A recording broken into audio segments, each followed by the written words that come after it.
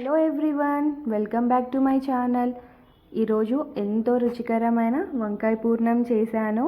ఈ వంకాయ పూర్ణంతో అన్నంలో అయినా చపాతీలోకైనా రాగి సంకటి అలా దేంతో తిన్నా కూడా సూపర్ టేస్ట్ ఉంటుంది.